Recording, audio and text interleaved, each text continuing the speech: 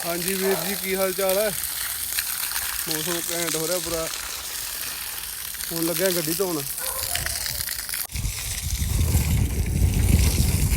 बाहरों आया सी चाचा पेन वाला। चाचा ते बापू कर रहे सी बिजनेस की गल कोई।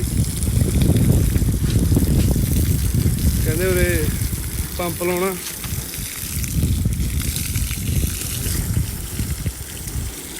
एक खुलना कार वाश। बाकी मालक मेहर करे, चलो जेड़ा काम बनना बन जाए।